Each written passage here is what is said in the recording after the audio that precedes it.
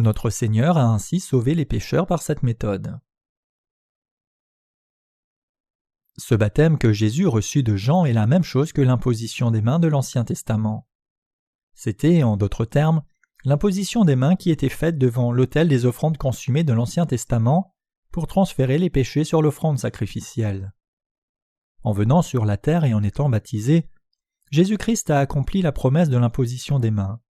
La promesse faite à chaque fois que les offrandes quotidiennes étaient données et que les pécheurs transféraient leurs péchés sur leur offrande sacrificielle en posant les mains sur sa tête, et à chaque fois que l'offrande annuelle était donnée, le 10e jour du 7e mois, le jour du grand pardon, au travers duquel le souverain sacrificateur transférait les péchés de l'année de tous les Israélites sur l'offrande de sacrifice en posant ses mains sur la tête.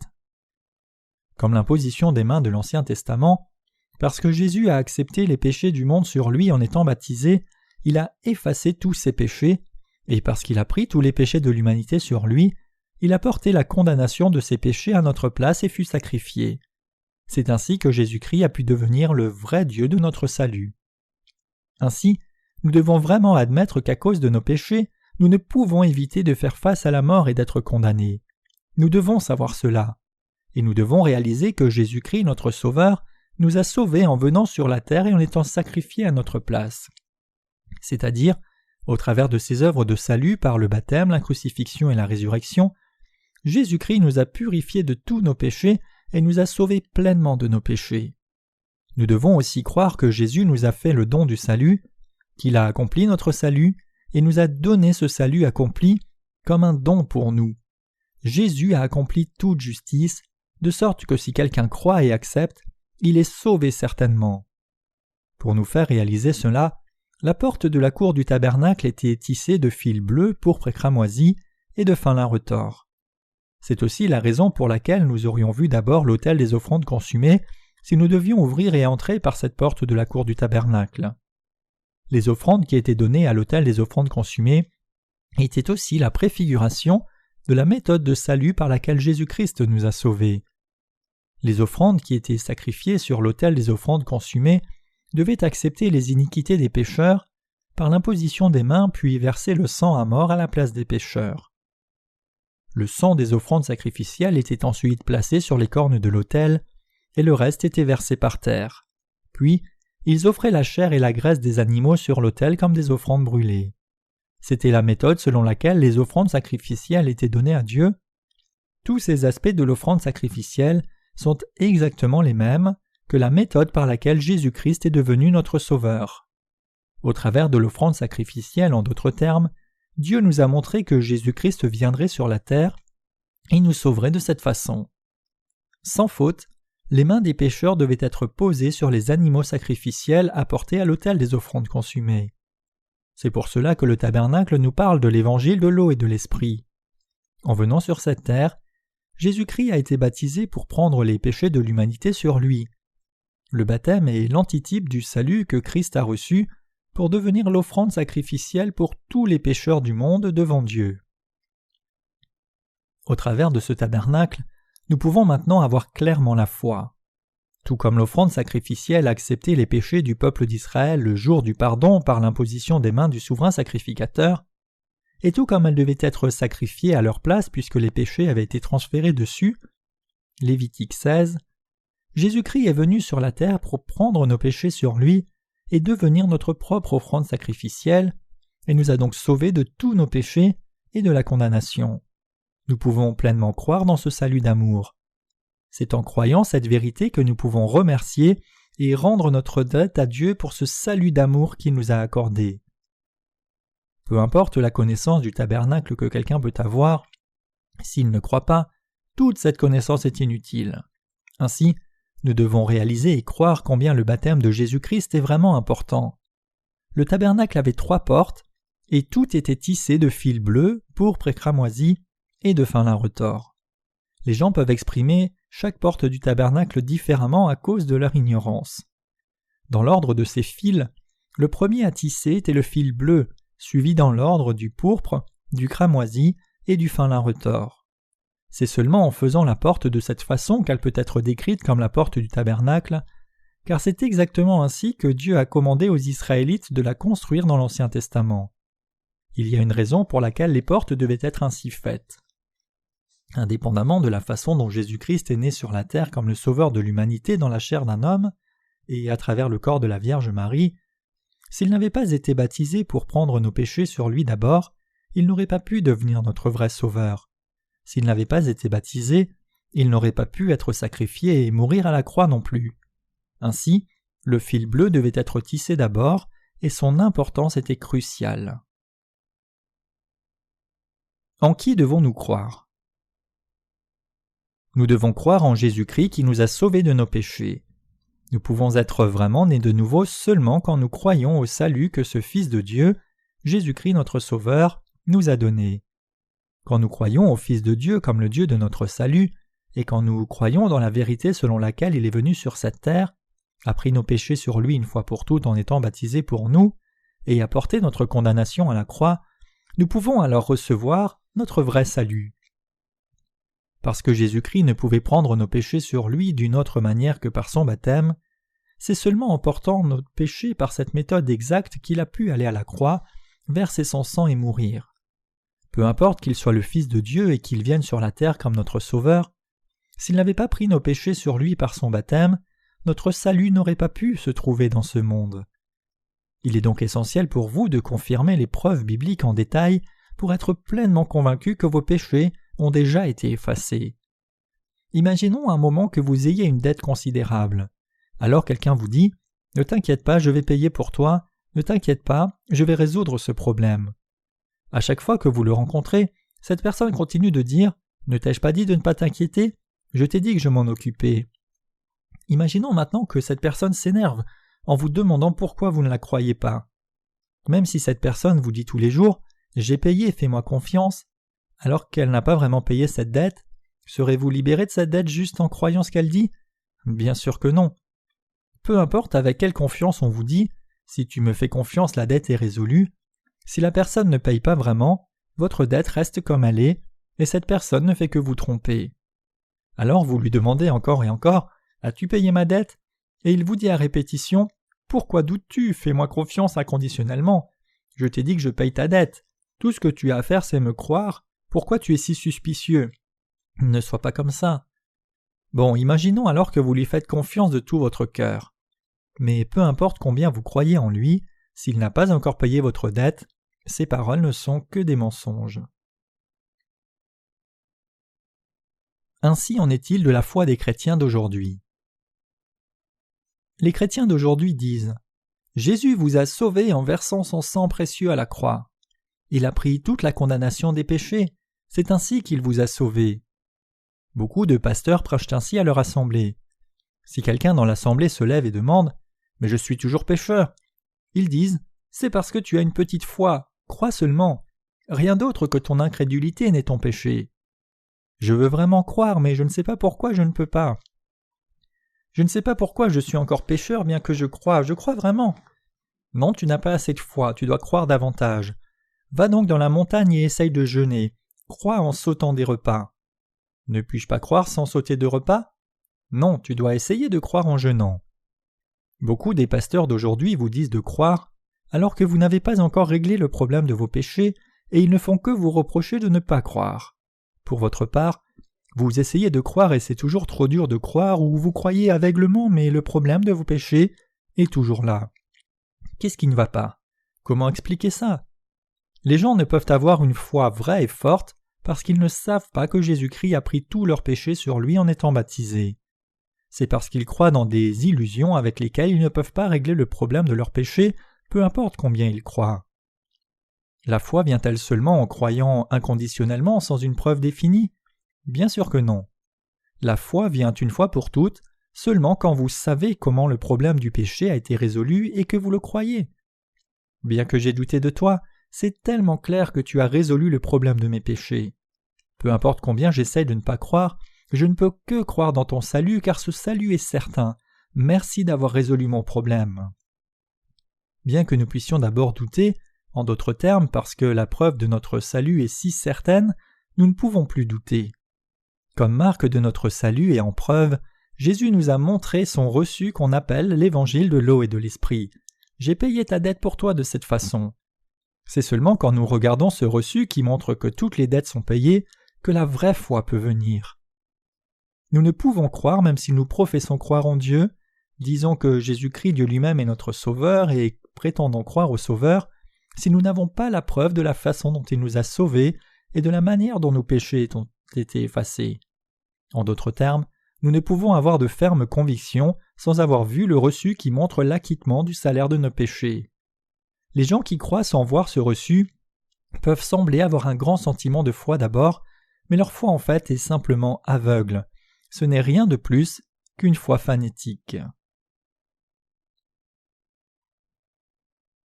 Considérez-vous une foi fanatique comme la bonne foi?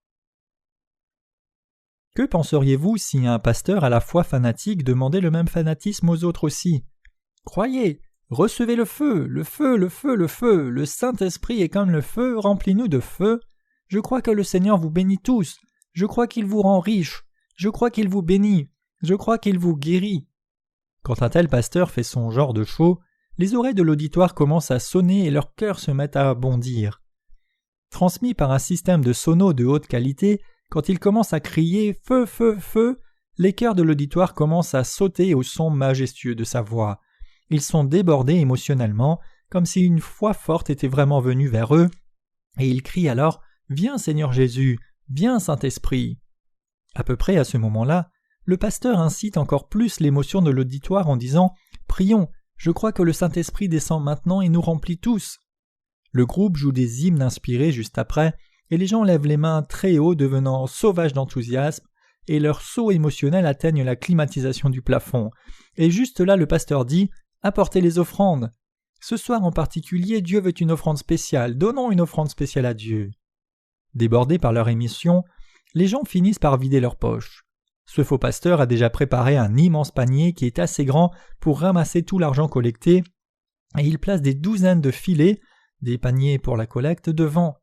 Quand le groupe commence à jouer des hymnes et que les cœurs sont débordés par leur excitation, il envoie les chasseurs, les volontaires passant les paniers pour la collecte, parmi l'auditoire. En mentant et disant que plus d'offrandes veut dire plus de bénédictions, et en incitant l'émotion des gens, de tels faux pasteurs poussent les gens à verser des larmes et à ouvrir les porte-monnaies. C'est pour leur faire prendre l'argent des gens sans qu'ils ne s'en rendent compte, en étant dépourvus de la raison et de la perception, en les faisant déborder d'émotions à la place. Ce n'est pas basé sur la parole de Dieu, ni quelque sorte de sermon, mais c'est un acte fanatique et aveugle qui s'apparente à une fraude. Ainsi, les pasteurs dont la foi est fanatique incitent les émotions des gens pour atteindre leurs propres objectifs. Si nous savons que notre Seigneur a pris nos péchés sur lui par son baptême, et si nous croyons en Jésus-Christ comme notre Sauveur, alors nous ne sommes pas ébranlés, mais nous restons en paix. La seule chose qui nous inspire, c'est le fait que Jésus ait pris nos péchés par son baptême et soit crucifié à mort. Quand nous pensons à cela, au fait que Jésus, Dieu lui-même, ait pris nos péchés sur lui par son baptême et soit mort pour payer le salaire de ses péchés, nous sommes immensément reconnaissants et nos cœurs sont pleins d'une grande joie. Cependant, cette inspiration tranquille de nos cœurs est bien plus grande que n'importe quoi dans ce monde, même qu'une déclaration d'amour romantique ou quelque cadeau du plus précieux d'amant que le monde puisse nous apporter. Par contre, l'inspiration émotionnelle des fanatiques ne tient pas longtemps. Bien qu'ils demeurent dans cette inspiration du moment, quand ils pêchent tous les jours et sont dégoûtés par leurs péchés, ils ne peuvent que baisser la tête dans la honte. Quand Jésus a pris notre condamnation et est mort à la croix pour nous, pourquoi alors est-ce que je pêche encore chaque jour? Ils perdent ainsi la face et ne peuvent plus être inspirés avec le temps qui passe. Qui plus est, par honte, ils ne se présentent même plus devant Dieu. C'est pour cela que Dieu nous a montré l'autel des offrandes consumées. L'offrande de sacrifice qui était donnée sur cet autel des offrandes consumées, conformément au système sacrificiel, n'est autre que Jésus-Christ notre Sauveur. Ainsi, l'autel des offrandes consumées manifeste le fait que Jésus soit venu sur la terre et nous ait sauvés une fois pour toutes par le fil bleu, pourpre et cramoisi et le fin lin retors. Dieu nous a fait voir cet autel des offrandes consumées et il veut que nous soyons sauvés en croyant en lui. Que devons-nous faire dans notre époque? Il y a beaucoup de choses que nous qui sommes nés de nouveau devons faire dans cette époque. Avant tout, nous devons prêcher l'évangile de l'eau et de l'esprit de par le monde. Nous devons répandre la vérité à ceux qui sont encore ignorants de cette vérité du fil bleu, pourpre et cramoisi et du fin lin retors, et nous devons les aider à être sauvés de la condamnation du feu de l'enfer. Pourquoi ? Parce qu'il y a beaucoup de gens qui suivent Jésus sans jamais réaliser ni croire l'évangile de l'eau et l'esprit manifesté dans le tabernacle. Pour leur diffuser cette vérité, nous avons beaucoup de choses à faire. Nous devons publier nos livres qui sont envoyés de par le monde entier, de la traduction, la relecture, l'édition, pour faire ces livres avec l'assurance des fonds nécessaires pour les imprimer et les envoyer dans les pays du monde entier, il y a effectivement beaucoup de travail à faire. Ainsi, quand nous regardons nos partenaires ouvriers et ministres, nous voyons combien ils sont surchargés. Parce que tous les saints et les ouvriers de l'Église de Dieu sont si chargés ainsi, ils passent par certains moments difficiles physiquement. On dit que les coureurs de marathon atteignent un certain point aux 42,195 km de la course où ils sont si débordés qu'ils ne sont même pas sûrs de savoir s'ils courent ou s'ils font quelque chose de complètement différent. En bref, l'épuisement extrême les a vidés totalement. Peut-être que nous n'avons pas atteint ce point dans notre course pour l'Évangile. Vivre nos vies pour l'Évangile, c'est comme courir une longue distance jusqu'à notre but sans nous arrêter, comme le font les coureurs de marathon. Parce que notre course pour l'Évangile doit aller jusqu'au jour où notre Seigneur reviendra, nous faisons tous face à des difficultés. Mais parce que notre Seigneur est en nous, parce que nous avons l'Évangile de l'eau et de l'Esprit, parce que notre foi croit que le Seigneur nous a sauvés par le fil bleu, pourpre et cramoisi et le fin lin retors, et parce que nous croyons la vérité la plus certaine, nous pouvons trouver de nouvelles forces. C'est parce que Jésus nous a fait le don du salut que vous et moi avons reçu ce don. Ainsi, nos difficultés dans la chair ne peuvent nous troubler. Au contraire, plus c'est difficile, plus le juste trouve de force. Je remercie vraiment le Seigneur. Spirituellement, dans nos cœurs, dans nos pensées et par tout ce qui nous entoure, nous pouvons sentir une nouvelle force que notre Seigneur nous a donnée et savoir qu'il est avec nous. Parce que nous pouvons sentir qu'il nous aide et nous soutient et qu'il est avec nous, nous le remercions encore davantage. Ainsi, l'apôtre Paul disait aussi « Je puis tout par Christ qui me fortifie ». Philippiens 4, verset 13. Nous confessons donc chaque jour que nous ne pouvons rien faire du tout si le Seigneur ne nous fortifie pas. Non seulement Jésus-Christ a été baptisé pour nous, mais il a été aussi sacrifié pour nous en étant crucifié, il a fait face à la mort, est ressuscité, et il est ainsi devenu notre vrai Sauveur. Chaque fois que nous regardons à l'autel des offrandes consumées, nous nous rappelons de cette vérité. L'autel des offrandes consumées était fait de bois d'acacia et couvert de bronze à l'intérieur et à l'extérieur. Sa hauteur était d'environ 1,35 m et sa grille, un treillis de bronze, était placée vers le milieu à environ 68 cm de haut. La chair des offrandes était placée sur cette grille et brûlée. Chaque fois que nous regardons l'autel des offrandes consumées, nous devons être en mesure de nous voir comme nous sommes. Nous devons aussi être en mesure de voir que Jésus-Christ a pris nos péchés sur lui en étant baptisé dans la chair et qu'il a porté toute la condamnation de nos péchés en versant son sang à la croix. Vous et moi ne pouvions vraiment pas éviter de mourir et d'être maudits éternellement. Mais à cause de Jésus-Christ qui est venu sur la terre comme offrande éternelle pour le pardon, a été baptisé, est mort pour nous comme l'offrande sacrificielle de l'Ancien Testament, nous avons été sauvés. Un animal sacrificiel pouvait avoir l'air beau et bon en étant vivant, mais combien affreux il devait être en saignant à mort avec la gorge coupée après avoir pris les péchés par l'imposition des mains. Le fait que nous, qui devions mourir de façon aussi affreuse, ayons échappé à la condamnation, est vraiment une grande bénédiction. Cette bénédiction a été possible parce que le Seigneur nous a fait don du salut. Tout comme c'est manifesté dans le fil bleu, pourpre et cramoisi et le fin lin retors, Jésus-Christ est venu sur la terre dans la chair d'un homme, nous a sauvés vous et moi par son baptême et le sang sur la croix, et nous a donné le vrai don du salut. Dieu nous a ainsi donné à vous et moi le don du salut. Croyez-vous cela dans vos cœurs? Croyez-vous dans ce don du salut, l'amour de Jésus? Nous devons tous avoir cette foi. Quand nous regardons à l'autel des offrandes consumées, nous devons réaliser que Jésus-Christ nous a sauvés ainsi. Il fut sacrifié ainsi pour nous faire don du salut. Comme les mains étaient posées sur l'offrande sacrificielle, et comme cette offrande sacrificielle saignait à mort, Jésus nous a donné notre salut en souffrant de cette manière. C'est ainsi qu'il nous a sauvés de nos péchés. Nous devons réaliser cela, croire dans nos cœurs devant Dieu et lui rendre grâce de tout notre cœur. Dieu veut que nous recevions par la foi le don et l'amour du salut qu'il nous a donné. Il veut que nous croyions dans nos cœurs au salut du baptême et du sang de la croix qu'il a accompli en venant par l'eau et l'esprit. C'est mon espoir que vous croyiez tous dans l'amour de notre Seigneur dans vos cœurs et acceptiez vraiment le don de son salut. L'acceptez-vous vraiment dans vos cœurs? Qui fut sacrifié de cette façon pour vous?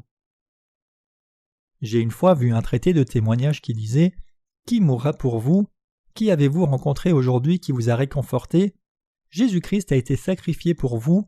Votre cœur n'est-il pas réconforté par cela? Qui portera réellement vos péchés en étant baptisé et mourant à la croix à votre place pour effacer vos péchés? Qui versera son sang et mourra pour répandre son amour sur vous? Qui sera prêt à faire face à ce sacrifice pour vous? Est-ce vos relations, vos enfants, vos parents? Aucun d'eux. C'est Dieu lui-même qui vous a fait. Pour vous sauver de vos péchés, ce Dieu est venu sur la terre dans la chair d'un homme, a été baptisé pour prendre vos péchés sur lui, a été crucifié et a versé son sang pour porter la condamnation de vos péchés. Il est devenu votre vrai sauveur, est ressuscité des morts, il est vivant encore maintenant, et il vous a donné son salut et son amour en cadeau. Voulez-vous vraiment accepter ce salut d'amour dans vos cœurs? Croyez-vous vraiment dans vos cœurs? Quiconque croit recevra le Seigneur et quiconque le reçoit sera sauvé. Le recevoir signifie accepter le salut et l'amour que Christ a donné pour nous. C'est en croyant dans vos cœurs en cet amour, cette rémission des péchés, cette prise du péché et cette condamnation du péché que nous sommes sauvés. C'est la foi qui reçoit le don du salut. Tout dans le tabernacle manifeste Jésus-Christ. Dieu ne demande aucun sacrifice de notre part. Tout ce qu'il nous demande, c'est de croire au don du salut qu'il nous a fait dans nos cœurs. Pour vous faire don du salut, je suis venu sur cette terre. Comme l'offrande sacrificielle de l'Ancien Testament, j'ai accepté que tous vos péchés soient transférés sur moi par l'imposition des mains, et comme cette offrande de sacrifice, j'ai porté l'affreuse condamnation de vos péchés pour vous. C'est ainsi que je vous ai sauvés. C'est ce que Dieu nous dit au travers du tabernacle.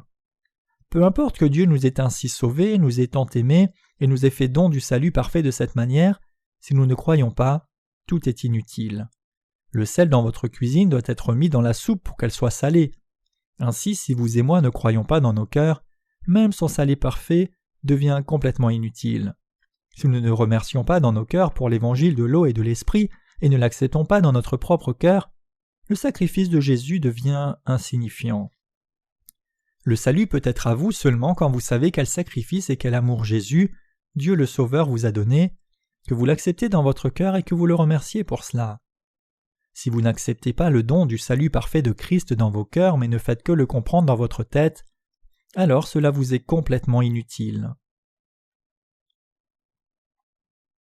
Tout ce que vous avez à faire, c'est de saisir la vérité. Peu importe que votre soupe soit en train de bouillir sur le feu, si vous ne pensez qu'à vous et vous allez mettre le sel et ne le faites pas vraiment, votre soupe ne peut pas être salée. Vous ne pouvez être sauvé que lorsque vous acceptez dans vos cœurs et croyez que le Sauveur vous a sauvé de vos péchés en étant baptisé et sacrifié pour vous comme offrande sacrificielle qui était sur l'autel des offrandes consumées. Quand Dieu vous fait don du salut, acceptez-le avec reconnaissance. Quand notre Seigneur nous dit qu'il nous a sauvés pleinement, la bonne chose à faire est de le croire. L'amour de Dieu qu'il vous a donné n'est-il qu'un demi? Bien sûr que non. L'amour de notre Seigneur est parfait. Notre Seigneur, en d'autres termes, nous a sauvés, vous et moi, complètement et parfaitement. Parce qu'il a pris nos péchés sur lui parfaitement par son baptême et qu'il est mort à la croix, nous ne pouvons avoir aucun doute sur son amour. Il nous a sauvés si parfaitement et nous a fait don du salut. Nous devons tous accepter ce don du salut que Dieu nous a fait. Imaginons un moment que j'ai un bijou de grande valeur qui soit fait des plus précieuses des pierres. Si je vous en fais cadeau, tout ce que vous avez à faire, c'est de l'accepter instinctivement, n'est-ce pas? N'est-il pas simple et facile pour vous de le faire vôtre? Pour que ce bijou soit vôtre, tout ce que vous avez à faire, c'est de l'atteindre et de le saisir. C'est cela. Si vous ouvrez votre cœur et transférez tous vos péchés sur Jésus par son baptême, vous pouvez facilement recevoir la rémission de vos péchés et remplir votre cœur vide avec sa vérité. C'est ainsi que le Seigneur a dit qu'il donnerait le salut comme un don gratuit. Le salut peut être à vous juste en l'atteignant et en le saisissant. Nous avons reçu notre salut comme un don sans payer un seul cent pour cela. et parce que Dieu est celui qui aime faire ce don à quiconque veut le recevoir, bénis sont ceux qui l'ont reçu avec reconnaissance. Ceux qui acceptent l'amour de Dieu dans la joie sont introduits dans son amour, et ce sont ceux qui aiment celui qui donne, car en l'acceptant ils ont réjoui son cœur. Accepter ce don, c'est la bonne chose à faire. C'est seulement quand vous acceptez le don du salut parfait que Dieu vous a donné que ce vrai don du salut peut être à vous. Si vous ne l'acceptez pas dans votre cœur, alors le don du salut ne peut pas être à vous, peu importe combien vous essayez de vous en approcher. Moi aussi j'ai reçu ce don du salut. Ah, le Seigneur a été baptisé de cette façon pour moi. En étant ainsi baptisé, il a porté la condamnation de tous mes péchés, il a été baptisé à ma place. Merci Seigneur. C'est ce que j'ai cru. Je suis donc sans péché maintenant. J'ai reçu la rémission parfaite du péché. Si vous aussi voudriez recevoir cette rémission du péché et être sauvé, acceptez-le maintenant même. J'ai pensé à ce don du salut tout le temps à partir de ce moment-là. Et maintenant même, quand j'y pense, je réalise qu'il n'y a rien d'autre que je puisse faire sinon remercier le Seigneur pour le salut. Parce que cet amour du salut est dans mon cœur, je ne peux l'oublier. Quand j'ai reçu la rémission du péché en acceptant et en croyant dans l'évangile de l'eau et de l'esprit, la vérité manifestée dans le fil bleu, pourpre et cramoisi et le fin lin retors, j'étais infiniment reconnaissant à Dieu. Et maintenant même, après des années passées, j'ai toujours ce même cœur reconnaissant et je suis renouvelé chaque jour. Jésus est certainement venu sur cette terre pour me sauver, il a été baptisé pour prendre mes péchés sur lui, et il est mort à la croix pour prendre la condamnation de mes péchés. Quand j'ai réalisé que toutes ces choses étaient faites pour moi, je les ai immédiatement acceptées et je les ai faites miennes. Je réalise tout le temps que c'est la meilleure chose que j'ai jamais faite de toute ma vie, l'acte le plus sage et le plus intelligent de tous. Je crois que le Seigneur m'aime vraiment et qu'il s'occupe de moi, et je crois et confesse aussi qu'il a fait toutes ces choses parce qu'il m'aime. Seigneur, je te donne toute ma reconnaissance, comme tu m'as aimé, je t'aime aussi. Une telle confession est une grande joie pour celui qui est né de nouveau. L'amour de notre Seigneur est éternellement immuable. Tout comme son amour pour nous ne change pas éternellement, notre amour pour lui ne peut changer éternellement non plus. Parfois, quand nous souffrons et passons par des difficultés, nos cœurs peuvent être découragés et nous pouvons vouloir oublier et éloigner cet amour, mais même quand nous sommes débordés par la douleur et que notre conscience manque, et même quand tout ce à quoi nous pouvons penser c'est notre douleur, Dieu nous tient encore fidèlement de sorte que nos cœurs n'oublient jamais son amour. Dieu nous aime pour toujours. Le fait que notre Seigneur soit venu sur cette terre comme une création à notre place est dû au fait qu'il nous a aimés jusqu'à sa propre mort. Maintenant, je vous encourage à croire dans cet amour de Dieu pour vous et à l'accepter dans votre cœur. Croyez-vous maintenant? Je remercie le Seigneur de nous avoir sauvés parfaitement de nos péchés par cet amour.